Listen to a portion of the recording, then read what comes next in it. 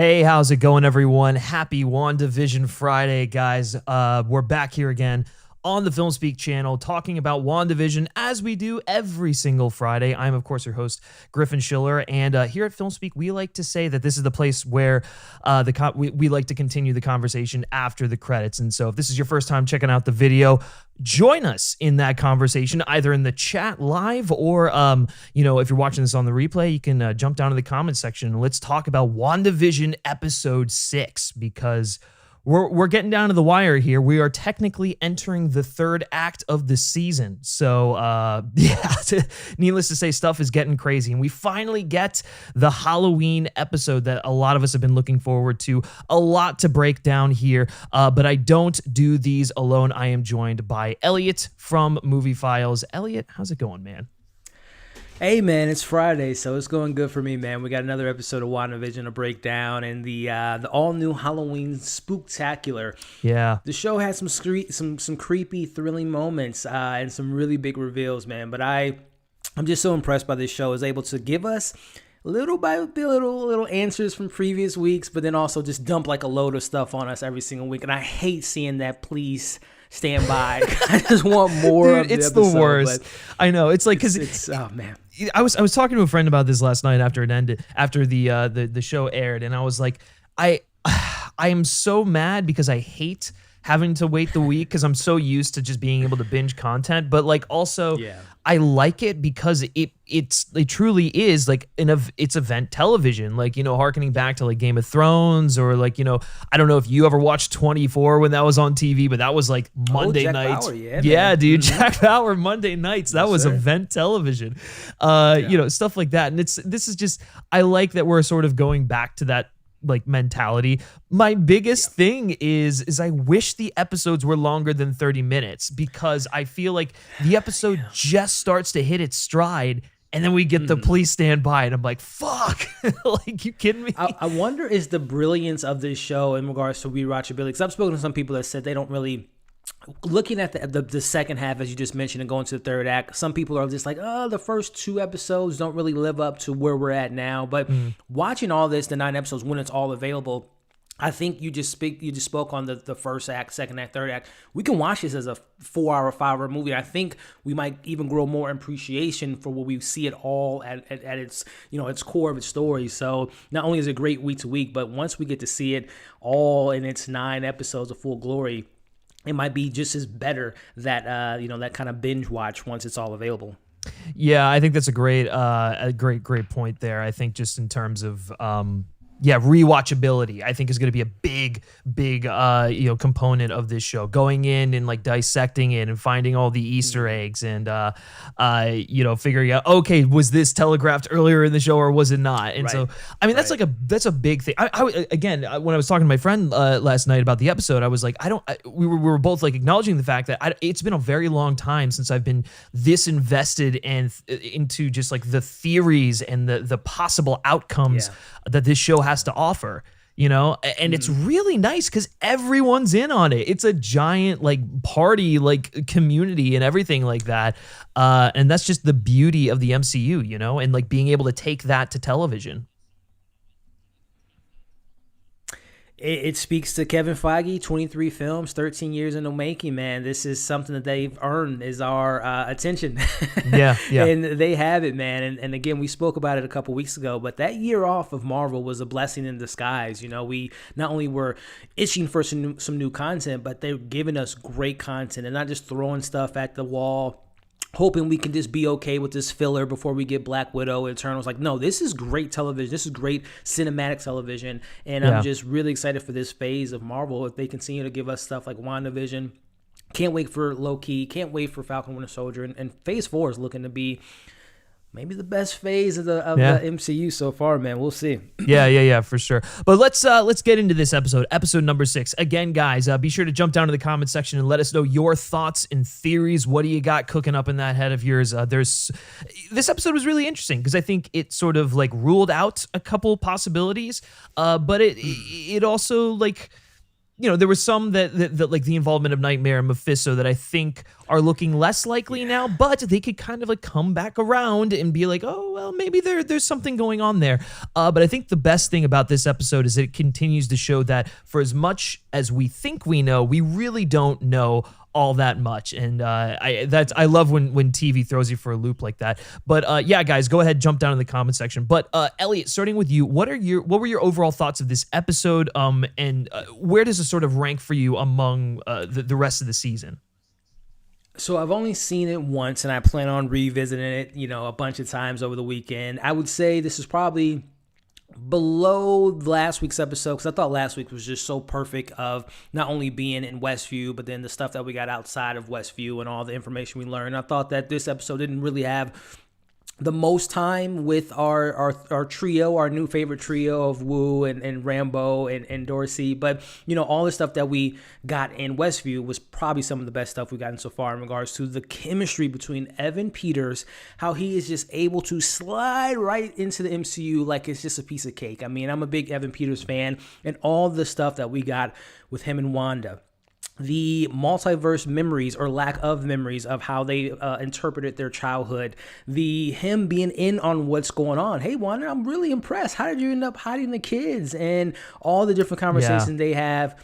And Paul Bettany, man, just discovering stuff. And I don't know what it was, but his vision, like the look of Vision in this episode, almost looked better than any MCU film. Like when he went back into his normal costume, which I love the homage to the old comic book costumes. But I thought this episode was great, man. Again, I plan on rewatching it over the weekend and really dissecting it all. But off of a few first viewing, I would say this is maybe my second or third favorite episode of the season thus far. Yeah, for sure. I agree with you. I definitely didn't like it as much as last week's. Maybe even the week before as well. But listen, it's on par with like everything that we've gotten basically. Like, yeah, there are episodes that I prefer more just because I think they hit a little bit differently. But what this episode did was it was basically the calm before the storm that is going to be the third act of this story. Episode 7, 8, 9, I think are going to be really just, they're going to knock it out of the park here. But I 100% agree with you. One, the Malcolm in the Middle sort of like intro was incredible. We're getting into an era of television that, we grew up watching and stuff like that. That's very familiar to us. And so that's very exciting. And they nailed the aesthetic like perfectly. And then also like Evan Peters as Pietro was unbelievable. Like, dude, he's so great, man. That's what I love about Evan Peters, man. He's such a, again, just watching my American Horror over the last 10 years or so, he's just such a great actor. And he this version of Pietro, we still are I'm still confused. I don't think this is the X-Men that we've seen. I think this is another version of the character, very similar to how in Spider-Man 3 or Spider-Man Far From Home, we saw Joe Jameson in regards to J.K. Simmons playing another version of that character. As Jamie Foxx said, he's going to play another version of Electro. So I think this is another version in an alternate universe. And Evan Peters, man, he's just great. Yeah, no, for sure. I mean, like he was having a blast in here, and he was totally playing into that like crazy cool uncle, that trope from like a lot of the early 2000s sitcoms and stuff like that. And it was great. But like, and the other thing that was interesting is like we still don't really know who he is. Like, is there like nefarious intentions behind him? Yeah. Is it something that I think that they alluded to was the fact that she is covering up the fact that like she saw him die. She doesn't want to like relive that. So it's like she kind of replaced his face, because otherwise she'd be looking at her dead brother, and that just, I guess, isn't working for her in a weird way. Right. There was like a line in there that was sort of like talking about that. And I thought that was so interesting, the way that she's like covering up the literal ghosts of her past. And then it's like whenever she starts to somewhat have a breakthrough or start to dwell on those moments or those traumas and like, what would be like sort of like reconciling with it. She literally sees their dead bodies and then resorts to like, continuing the fantasy and just like scrubbing it away and ignoring it. And I think that's ultimately going to come back to bite her in the ass. And so like, this may very well be the Pietro that like she knew from her childhood, her actual brother and everything like that, but she's just like twisted, she's like changed his face because she doesn't want to look at him the same way. Now, obviously, an argument against that would be that she didn't change Vision's face, right? So Vision has remained the same, but I can sort of rationalize that by saying, well, Vision was the love of her life, and he's an android. The same way that she sort of rationalized it, it's like she brought him back to life against her wishes, or against his wishes, because he's synthetic, and I don't know. And here's another thing that I'll throw out there. Is this even the real Wanda? She's doing things that like don't entirely feel out of character, but they kind of do at the same time. Just like they feel a little darker, I guess. And maybe that's just because she's like been pushed into a corner and like all this trauma and grief is like seeping in.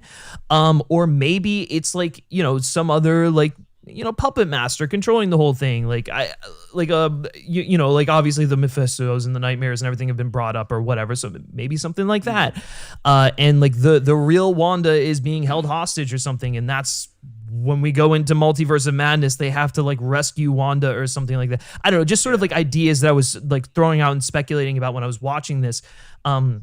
Especially because when they were talking about the differences in their childhood, that's where that theory, I think, about her possibly not being exactly who we think she is came to mind. I don't know if you buy into that at all, but I'm kind of in the same ballpark. But I think what I get from that kind of different Wanda is I think she's the Wanda that we've seen in the MCU. But I think one of the things that Kevin Feige said months ago was we're going to see the transition from Wanda Maximoff to Scarlet Witch.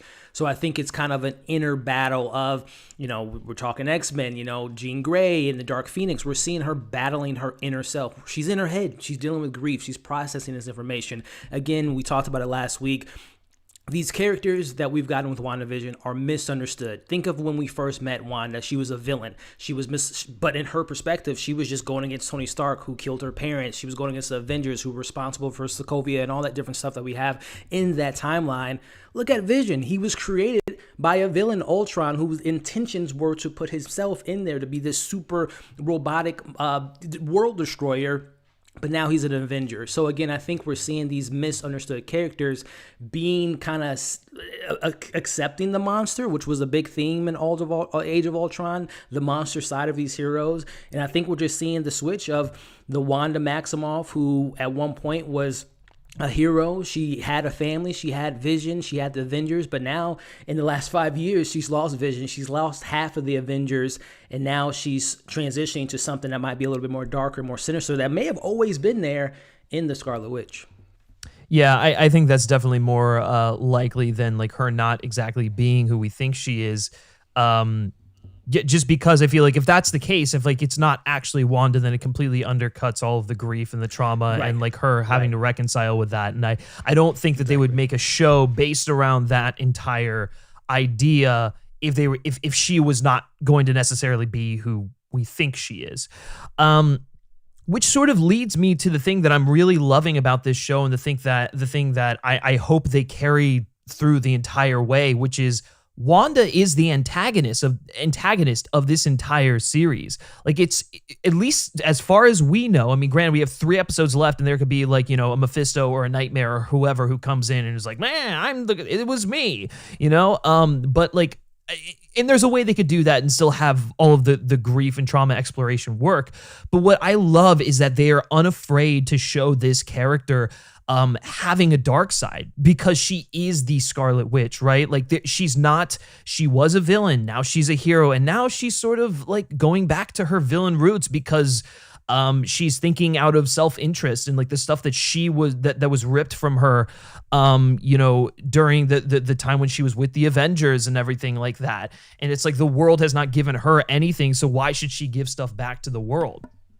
Exactly, man. So exactly. I love that so much that they're exploring the darkness inside of this character, because 5 years ago, I don't even think they would consider doing something like this. But now after like Endgame and all that, I feel like they're able to, show these characters as like, having lightness and darkness inside of them, and I think, that's what's making this show so brilliant, is that it is an exploration of trauma. It is an exploration of grief, and it's all stemming from a character who is, she's got, both light and dark inside of her, and she's really conflicted. There's a lot of gray in there, and I think that's what's I'm just loving that, but just throwing that out there. But well, to that point that you just mentioned, we all kind of looked at ourselves and say, you know what,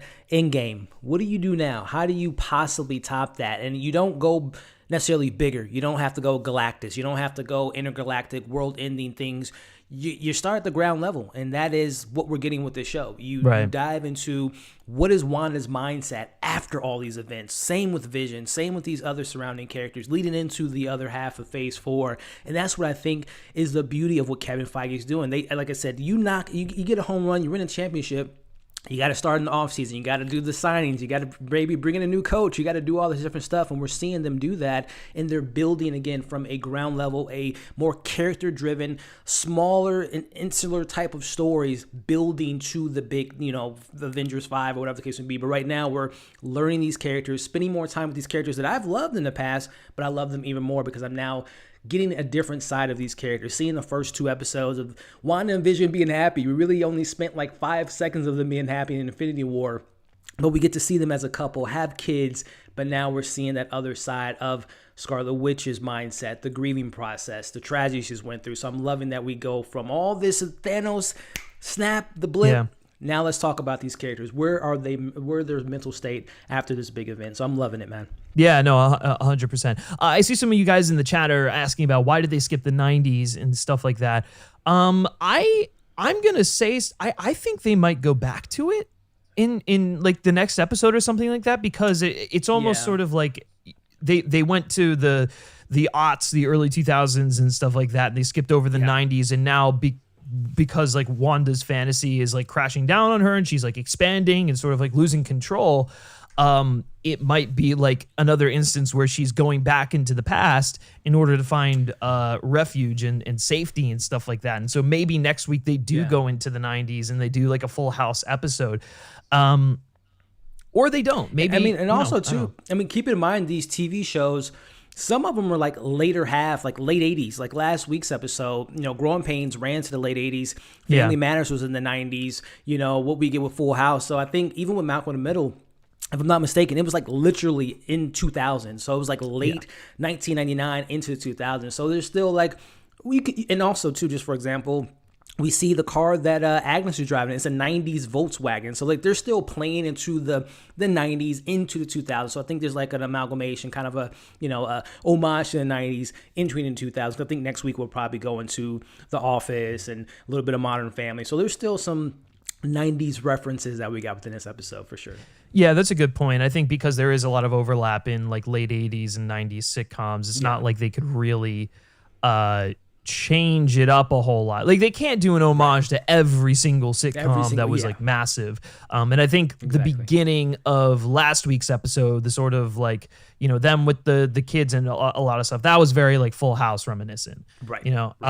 So I think, like that's actually, that's a good point. I think there's a lot of overlap and they've covered so much. I mean, that commercial, which by the way, I want to get to the commercial for this because it was so like, that was incredible. But the commercial, man. That was more of a 90s commercial than it was like an aughts commercial. Like the total. Loved us some yogurt back in the 90s. Right. It was pretty. Oh my god. Let's get into it. The commercial. Man. That was so grim, and darkly comedic. Yes. I mean, like all of the commercials have like this like gross dark comedy infused into them. Yeah. Well, like this one especially, I was like, holy crap, man. Like the kid on the island can't open the yogurt. He dies. Like, I don't know, man. What'd you make of the commercial? So when 2 weeks before WandaVision premiered, the news came out that it was going to be rated PG. And I assumed that was going to be the entirety of the season, that every single episode was going to be PG, which was a little bit like, well, how are we going to dive into the trauma? How are we going to dive into these darker themes? But as we've gone on in the season, last week's episode was PG-14. This week's episode was PG-14. And his reasons for like this commercial, which I believe was called Yo Magic, which is so grim, like you just mentioned.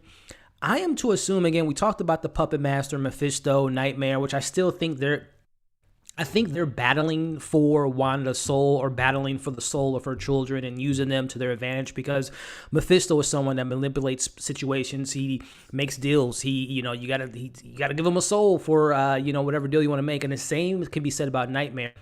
He feeds off your fear. He's the Freddy Krueger of the MCU. So I think they're both battling for something to get from Wanda. Again, it could be her soul, or it can be the kid's soul.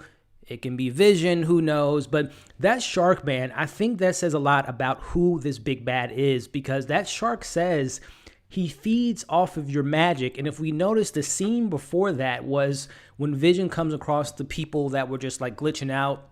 You see the girl crying. Those people haven't been fed. They're slowly dying. They're being fed upon. Their feet. Again, I'll talk about Nightmare. He feeds off of fears. Talk about Mephisto, the same thing. So I think that shark is like a metaphor of what's really going on. There's someone that's eating these people's souls and wants something to eat on, which is what we get in that commercial. So this is it's very dark, but I think it speaks to whoever this big bad is. They're feeding off of these people of Westview. Well, can't you also just look at that as like Wanda, basically, just like, feeding off of their energy in order to like fulfill her fantasy, or something like that? It can, again, that's a great point as well.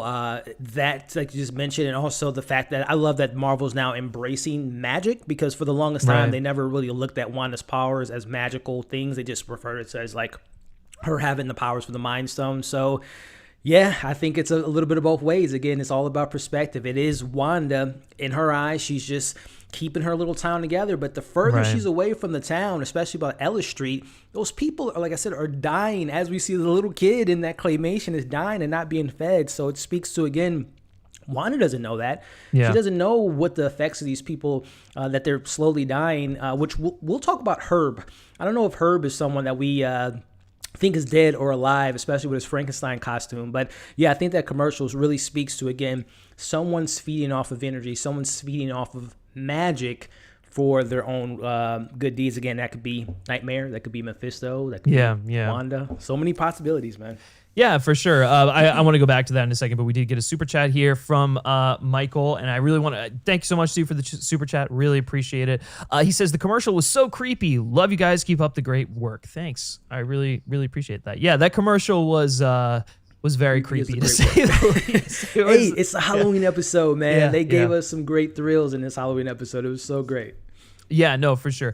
I think that's a great segue into just sort of like, what is going on in this town? Like, are all of these people dead? Is it some sort of purgatory? Because like Wanda is seeing like, these dead ghosts of her past and everything. Could it be that it's like she's entered some or created some sort of purgatory where all these people can exist, or something like that? I don't know. It's really interesting, and I mean the entire mystery just keeps getting darker and darker when you think of it that way. But I don't know. I mean, you bring up a good point about like there could be an exterior force sort of like using Wanda, capitalizing off of Wanda's grief and trauma to get her to use magic, and then feeding off of that magic. And it's like the further away that they get from the center of where Wanda is, it's like that. Those are sort of like that's what they can like feed off of or whatever. But I don't know. I mean, like, do you have any ideas about like the purgatory thing, or like is this like hell? I don't know. Is it hell? Is it something else entirely again? Dimensions, again, if it is just beating a dead horse, because there were many different references of Nightmare in this episode. I think there was a line that Hayward said that we got to get these people out of this nightmare. And if it is Nightmare, him feeding off of people's fears, that they're sleeping technically, and again, he attacks people when they're sleeping. So I don't know. I think it might, and we can maybe. I think of Agnes. This week of Agnes really kind of shine a light on. is if she is indeed to be revealed to be Agatha Harkness, who in the comics really isn't necessarily a villain per se. She helps out Wanda, learns her abilities. She has some, she's some villainous ways, but she's not like a pseudo villain. So Agnes, if she is Agatha Harkness, who was one of the first original witches, are we looking at a sacred ground? Is this maybe where she was burned at the stakes, and this is the people of the town that witnessed her being burned, and she like has summoned them to be in this kind of hellish territory? Again, are we dealing with the Grim Reaper potentially? So I think that there's something unique and something sinister about Westview and some of these people potentially being dead, like a Herb, like a Agnes, and Wanda now being into the mix. She can't resurrect people, but Mephisto can. Grim Reaper can. So there might be something that would be very dark, but I would love if the MCU kind of does that. We're Supernatural, Blade, Doctor Strange 2, Moon Knight. We're getting into those darker elements of the MCU, man. Yeah. Well, do you remember when they were shooting this show and like some of the set photos started to like come out? Yes. And it showed Catherine Hahn in like a witch getup, and it was not the witch getup from this episode. It was like a Salem witch era like getup. A flashback type of Yes. And that's so where I was getting at. I think that there's a lot of truth to what you're saying there. I don't know, maybe she's found out how to live forever because she's a witch or whatever, or like prolong her life, or maybe there is some sort of like, like you were saying, like this, it is like an area where there were witch trials or something. I mean, but like the thing that leads me not to think that is because this is taking place in New Jersey, and that was obviously in New England. But that whole sort of thing where it's like these people, I don't know if I can entirely buy into that either, because it's like these people have lives outside of the hex. Right, as we saw with Norm last week. My mom or my dad's sick and my sister's sick. Yeah, that's a good point too. Yeah, again, we who knows, man? The Ancient One with Doctor Strange, she cut some deals with some people. She wasn't necessarily a clean cut good person, so I don't know if there's maybe a deal that maybe the Ancient One had in place with some witches at one point. Yeah, for sure. I think just based off of like the knowledge of that set photo and everything, I think we will get a flashback sort of episode that ties into, Agnes. I think we will actually get an Agnes specific episode, possibly next week, because you don't think that I don't think they do something like that for the penultimate or the finale. I think maybe next week we would get an episode which sort of touches on the aftermath of what's happened about like Wanda expanding the hex and everything. But then learning more about like Agnes and whatnot, because like this was an interesting episode because it was like when Vision like snapped Agnes out of the trance that she was in, the sort of like glitch she was in. It was like she was sort of like she still knew that like stuff was going on. I don't know. It was like really weird. Her reaction was so I don't know. It was conflicting because it's like I don't trust her, and this causes me not to trust her even more. But there's still something I don't know.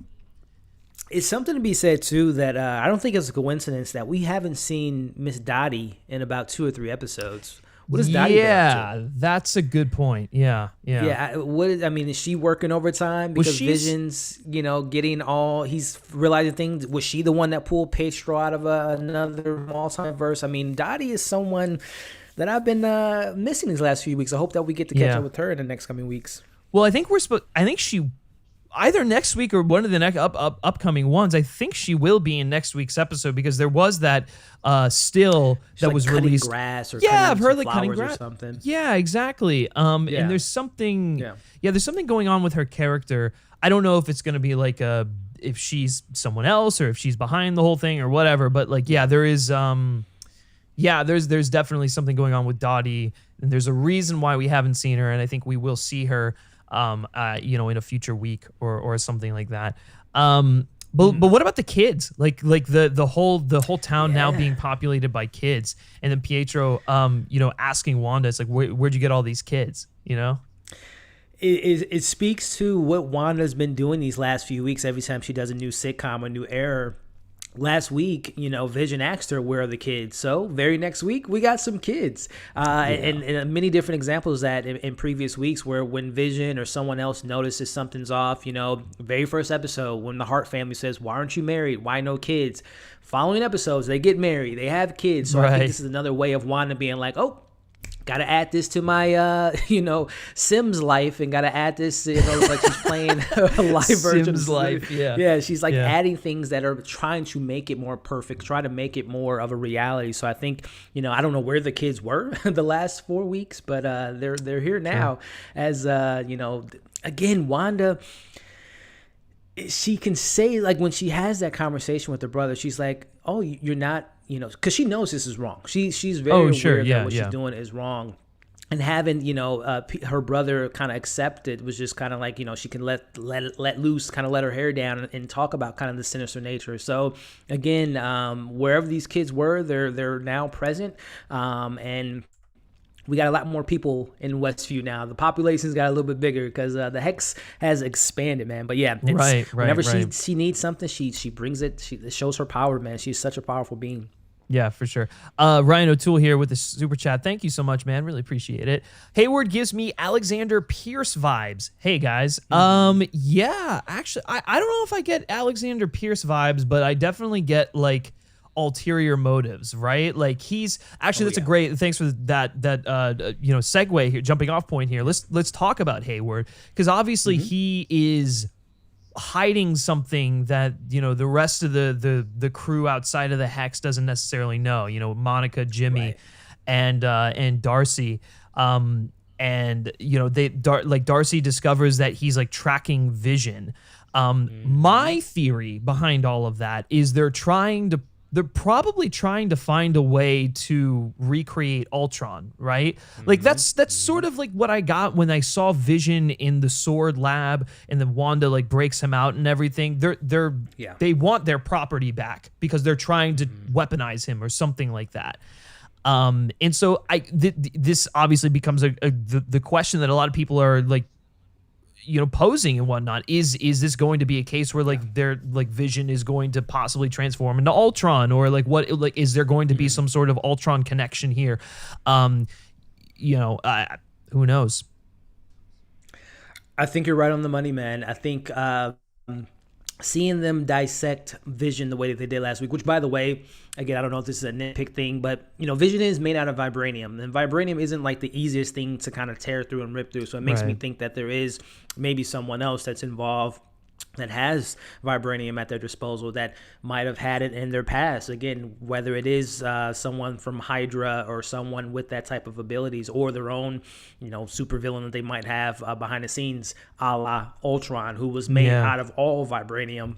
So yeah, I think you're so right on that point. Either they're trying to put Vision or put Ultron, whatever, because he's a computer, man. I found it so hard to believe, and plus, I'm always a believer. Age of Ultron, we never see Vision technically take out Vision. We just see a beam of light, and we assume that he killed Ultron, but he's a computer. He probably put a back drive up somewhere deep into somewhere that no one can find, or maybe had a backup drive with someone with Age of Ultron. Again, we never saw von Strucker die. We just assume he died in that cell, but maybe Ultron gave him a backup drive for a contingency plan of the Avengers defeating me. Use this, put me in Vision's body, or take me out of Vision's body, because we know that he has a piece of Ultron inside of him, as well as we know that he had a piece of the Mind Stone inside of him. So there's a lot of stuff that Hayward is he's on my radar, man. I definitely don't trust him. Sure. Yeah, there's so many jumping off points about what you just said. Just regarding the stones first, another theory that I sort of had was like maybe because of like the Soul Stone and everything, and like how it's tied to Vision and everything. Maybe that's like the destruction. Yeah. Well, no, I guess it wouldn't be destroyed because it was Cap put it back in the timeline. Anyway, some sort of connection between the Soul Stone and like all of these dead souls in the town. Some sort of maybe fuckery going on there. I have no idea. But the other thing that I think is worth considering is Pietro Wonder Man. That's because people are speculating that Wonder Man is going to show up in this series, because of, there was like an interview, I think, that came out, and there was like a Wonder Man comic or whatever behind Jack Schaefer or something like that. And so, maybe Pietro was sent in there. Sorry, Pietro was sent in there by Hayward in order to, infiltrate and whatever. And, big arc of Wonder Man in the comics is that he was originally given his powers by Baron Zemo and told to infiltrate the Avengers until the precise moment when he is to betray them. And so I don't know if they'll necessarily tie in Zemo to all of this just yet, but it's worth considering. And then also, if they don't go that route, maybe Hayward is someone, given with his resources at S.W.O.R.D and everything, he sends in an undercover agent in order to extract all of that stuff. And, having him, because Wonder Man has super speed. He can kind of like pose as Quicksilver. So maybe, I don't know, maybe that's going on. Listen, ladies and gentlemen, we are geeking out right now. We are nerding out. Wonder Man coming to the mix would be insane. I think there's some truth to that, Griff, because again, another thing about Wonder Man, he's in the comics too. He's a celebrity. He's a bit of a, and if I'm not mistaken, I believe James Gunn had Nathan Fillion casted as Wonder Man, or there was like a poster when we visited Peter's mom and his dad. There was like a poster of Wonder Man who was a celebrity. And we got to remember that Wu was brought into this case because there was a person in protective custody. Again, a celebrity needs protection, might get into the mix with this whole situation with Wonder Man. There is a particular comic run that has Wonder Man's consciousness goes into Vision, which might play into something that we get here. It might explain how we can get Vision back into the MCU, because right now it doesn't look like he can leave Westview the way things are set up. So I think Wonder Man is definitely a possibility, which we talked about Herb a little bit later, whose brother happens to be the Grim Reaper, who can resurrect people and deals with death. So again, this show is getting really sweaty. It's getting really nerdy, and I'm loving it. It's getting really sweaty. That entire little section there talking about Wonder Man was like super fucking sweaty. Oh, I love that. Oh my gosh. Yeah, that's great. But it is like, it's worth considering, because it's like they have these, this character who could be used in like so many different ways. And maybe that's what they were trying to do. Maybe they were trying to put Wonder Man into Vision, and like the job was only half done, and so now they got to deploy him or something like that. I don't know. That would be that'd be wild for sure. So let me just I guess let's talk a little bit about Quicksilver just in general in this episode and some of this stuff going on with him, because we were talking about the possibility that maybe he is Wonder Man, and I think, and we did touch on this a little bit earlier on, but like there's something interesting about him, just in the way that like he was obviously the interactions with Wanda and him sort of telling a story differently than she remembers it. It can maybe hint that he's from another dimension, or I don't know. Maybe there's just some sort of, I don't know. There's a lot of just sort of gray area there. But the thing that's really throwing me for a loop is the fact when he says that it's like, I heard you call my name and I came to you and everything like that. It felt so earnest. Like nothing about his character so far feels like he's got ulterior motives or there's like nefarious intent or anything like that. And so it's really hard to pinpoint, like, is he legitimately just a manifestation that Wanda created, like we were talking about earlier, where it's like she's just masking his face because she doesn't want to look at her dead brother again. Obviously, we saw the facade sort of break a little bit, and she was already frightened by that image. Imagine if that was her brother. That would have been even worse. And so I don't know, like there is that possibility, but then maybe the multiverse becomes open. Like or maybe he's like a secret agent for Hayward. Like there's so much we don't know about Quicksilver just yet. The possibilities are so endless, man. I am to believe that, again, if it is to be true, if we can believe Evan Peters as Quicksilver, as you just mentioned, he does say a lot of truth. Number one, he tells Wanda, hey, I was brought here to shake things up, to get on the nerve of your my brother-in-law, and then shake up the kids. So he's been very upfront about the situation, but again, him being in this hex would obviously probably sway him to be on Wanda's side, but and not really call out the fact that he was pulled from another dimension. Yeah. He was risen from death. I'm really not sure what to make of Evan Peters right now. A lot of people are speculating that he could be the one, the Mephisto or the Nightmare in disguise or whatnot. Which I don't know. I don't know that as well, because there are some things that. There are some things I don't think he would have known, because he would have died. He died in Age of Ultron, so how would he have known that Vision died? How did he possibly know that? Because he was already dead. Well, that's sort of where I go. He is an extension of her conscience, right. And everything. Like she manifested him, and so naturally he would have all of the knowledge that she would have. Right. If you're not going he's Mephisto or whatever, or he's Wonder Man or something like that.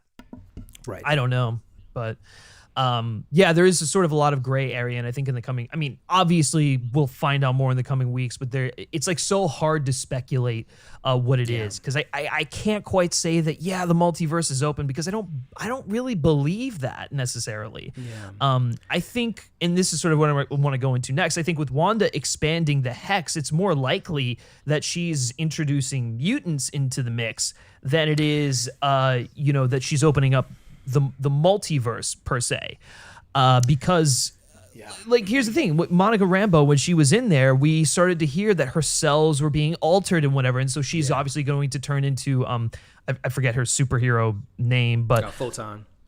Photon, and so we see the seeds planted for that, and obviously that'll be something that'll probably be explored in Captain Marvel 2 and whatnot. But I don't know, what do you make of the Hex expanding and stuff like that? That's some big stuff that we got there, because again, if we are to believe that Doctor Strange is going to have to step in for Doctor Strange 2, because this is obviously expanding beyond New Jersey and getting out of hand. But in regards to this situation at hand regarding the X gene being already in Monica Rambeau, Darcy now is in the Hex. The only thing that I don't necessarily like about the idea of Wanda being the fool, well, first off, that's a lot to put on one person, one character's shoulders, that she's the reason why mutants are in the MCU.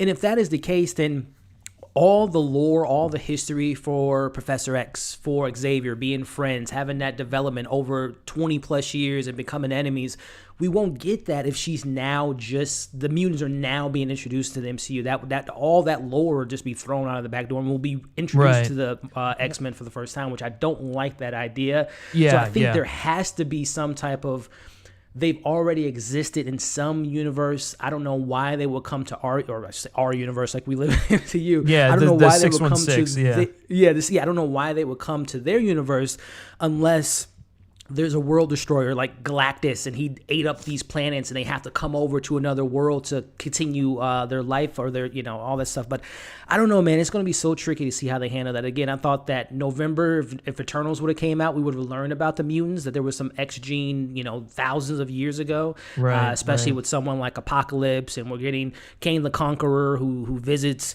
Egypt and all that stuff. So it's going to be really interesting to see how they handle the X-Men. But I think it is something to be said that Wanda is somehow gifting people powers like a Monica Rambeau, which is completely different from the comics, if she is the reason why she becomes Photon. But I don't know, man. We'll see. I wanted to bring this up earlier. Speaking of X-Men, I thought it was so funny that we are paying homage to Malcolm in the Middle, who happens to star Bryan Cranston, who a lot of people have speculated they would like to see Bryan Cranston as Professor X. I don't know. There's a lot of synergy going on with that. But yeah, man, I'm really intrigued to see what they do with the X-Men, and now the Hex going out, and we get circus and we get clowns and all that stuff. Right. Well, and jumping off of that funny little connection there, the Kick-Ass line. The kick-ass line was so good. I don't know if it was just us sort of interpreting it, knowing that Aaron Taylor Johnson. They did it on purpose. They had to have done it on purpose. Schaefer she is on point with these lines. Nothing's not just thrown away. That was yeah. I got a laugh at that. I got a laugh seeing The Incredibles and Parent Trap for the movie that was on the marquee. I thought that was just little Easter eggs that just makes you appreciate these details. Yeah, no, for sure. I definitely agree with that. Yeah, the Incredibles and the Parent Trap was a nice little touch there in the back of the cinema.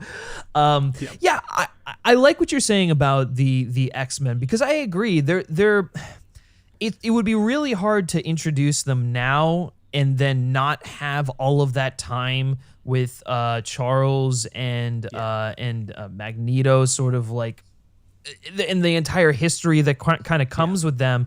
I mean, especially if Magneto is the father of Quicksilver and Scarlet Witch, it is sort of like, I feel like if anything, her hex expanding or something like that, and I don't know, maybe triggering like an alternate dimension, not necessarily the Fox dimension, because I don't think I want to see that with all the baggage that's there, but just another dimension where mutants exist.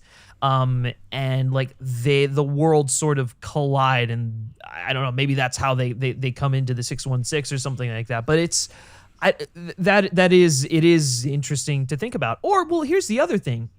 With the hex expanding and people getting more abilities, the mutants who have been underground this whole time, hiding in fear from the public eye, now start to come out of the woodwork because other people are getting like superhuman abilities because of the stuff that's happened.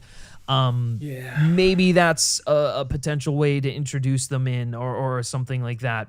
But I don't know. I mean, that's still like, it will be so. I would hate to know that Charles has been like underground for, you know, since 2000's Iron Man, and since even the 90s with Shield. It's going to be so. I hope that it's brought in so well, because it's a slippery slope, man. Because again, if they have been around this whole time, where were you this whole? That's the thing too about like radioactively having in these characters that they'd never owned before, and they have to now bring them into the mix. Like Fantastic Four, where have you all been? Which, by the way, I hope that we get that reveal of who Monica's engineer is, because apparently he already built the ship that she needs to get back, or the truck that she needs to get back in there. A lot of people are speculating that's Reed Richards, which, you know, we'll see what goes on there. But I think it's too early for that. I don't even think they've cast Reed yet, and so I mean, I don't know, unless they've kept that thing under wraps, like you know, insanely like well, and they're gonna just like throw it in here in the end of this season. That just doesn't. I don't know if I necessarily buy that. I don't. Because I hear people talking about like Reed Richards, and this is how they're going to introduce the Fantastic Four. I don't know, man. Well, I guess that is the question. Who do you think that her call for help is to?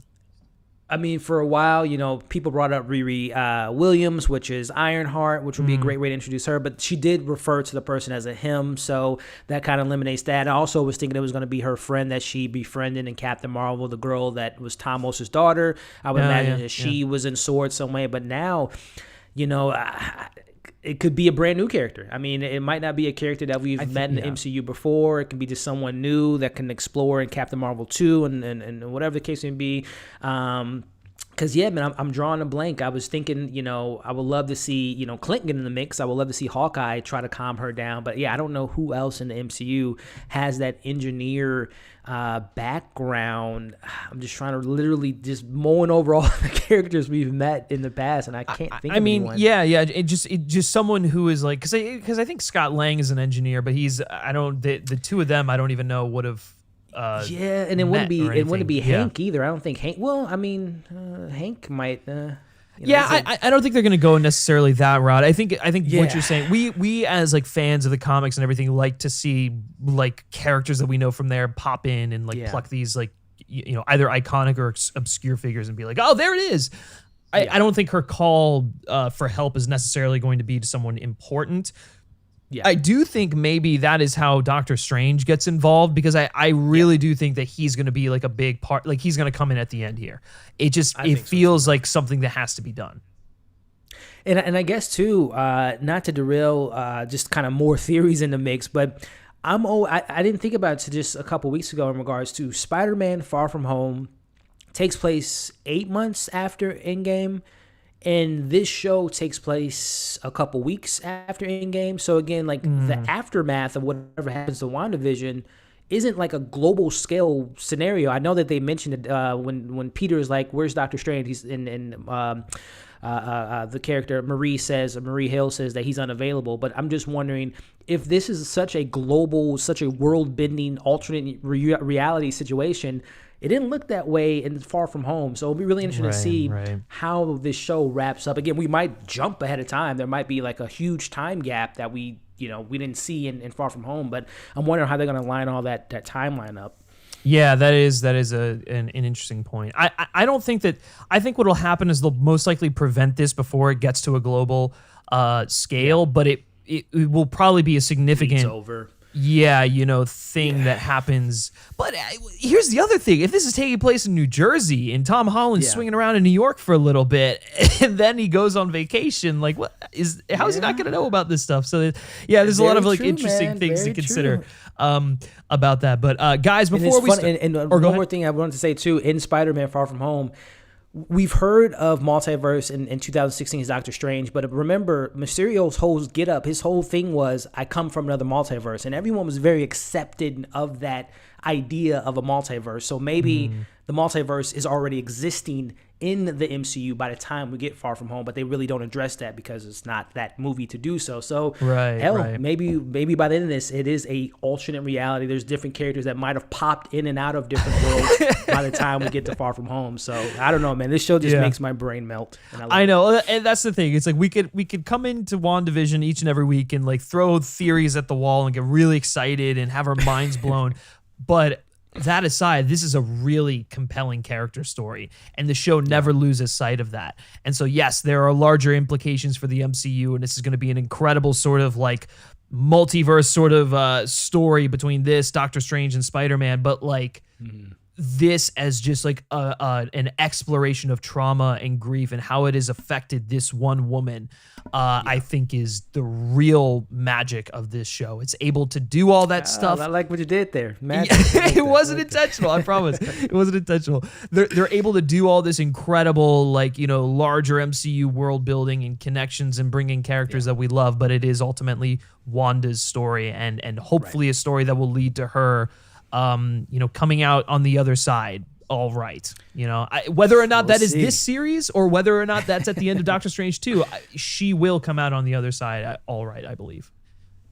Yeah, man. It's a transformation that makes for great storytelling. Seeing a character go from a Walter White to a, what we get in Breaking Bad, seeing that character arc from Wanda becoming Scarlet Witch and that dissension into madness, or her coming out on the other side, like you mentioned, back as an Avenger, or I don't know, man, maybe it caps off her storyline by her being taken out by the Avengers. So we'll see, man. The possibilities are very bright for this story. Yeah, for sure. Before we give our closing thoughts and everything, guys, be sure, again, to jump down in the comment section and let us know your thoughts, your theories, your reaction to today's episode number 6, which I believe is actually called It's a Halloween Special. So that's kind of a nice little throw in there. But yeah, let's have a great conversation down there. If you haven't done so already, be sure to give this video a like, share it with your friends who love speculating and talking WandaVision, and be sure to subscribe to the FilmSpeak channel so you don't miss out on more WandaVision reviews, deep dives, recaps, spoiler discussions, all that good stuff every Friday here on the FilmSpeak channel. Elliott and I are breaking it down every single week for you. And of course, we'd love to have you be a part of this community and the discussion that we are continuing to perpetuate and everything. So consider subscribing to the channel. All right, Elliott, final thoughts here. Anything that you want to say before we wrap this up? Man, this show is great, man. I'm loving it. You said it up top. This is great TV. The speculation, the water cooler talk. Well, we're all not at water coolers because we're all quarantined in our house. But, on Skype calls, on Zoom calls, we're able to speculate about these things. And I think this show is, you said it, this is the end of the second act. So now we're getting into the third act, which is the Big Bang. So I'm really excited to see how it wraps up. As far as next week's into the mid-2000s, The Office type of show meets Modern Family. What now after the ramifications of how far is this hex going out to New Jersey? Who is that engineer? Pedro being in the mix, the kids having their powers, Billy and Tommy becoming Wicked and Speed, which I thought those two young actors were great. Oh, yeah. Vision, man, he can't make it out of Westview, but, we'll see what comes with all this because Wanda just shook some things up with this expansion of the Hex. They got to get some backup in there, man. Where the hell are the Avengers? Well, they don't. Where are they? I guess they don't really exist right now. Maybe they do. I don't know. Were the Avengers disbanded after Endgame? We never really got resolution to that. So everyone's in space. Thor's in space. Guardians in space. Captain Marvel's in space. Who's left? You know? Yeah, I don't know. Maybe. Well, that's why they'll have to Hawkeye. establish. He has to clean up all the mess. It's Hawkeye. Man. He has to clean it all up. He's left with the cleaning up the dirty mess. Yeah, that's true. Well, interestingly enough, with the Avengers gone and like all of these young kids coming through the ranks in the shows and whatnot, I think the young Avengers might be the way to go here, because we sure as hell can't rely on Scott Lang to do everything himself. So that's that. Listen, guys, I really enjoyed this episode. It was definitely the calm before the storm that is the third act. So we'll see. We'll see what happens next, but I'm enjoying the show every single week. I don't think it's disappointed me yet, even if this isn't my favorite episode that we've gotten this far. I do want to give a quick shout out to Owen from Owen Likes Comics here. Owen likes comments. Well, I guess he likes comments sometimes, but I really like this comment here. Sounds like a job for the Hex Men. And we will leave on that. There you go. So thank you, as always, guys, for tuning in. Elliott, before we go, where can everyone find you? Yeah, man. Hey, I love these Friday conversations with the Griff, man, and can't wait for next week. But yeah, guys, you can find me here on YouTube. The last few days, whether it be to All the Boys Before, Wally's Wonderland, to WandaVision, and then tomorrow, even more of a conversation. Griff's been able to be on the show, the WandaVision live stream that we have tomorrow. Tomorrow we'll have Kristen, Sean Chandler, and Zach from Inner Cut discussing this episode, plus some MCU news. So definitely check me out here on YouTube at Movie Files, as well as on Movie Files at Instagram and Movie Files Live on Twitter.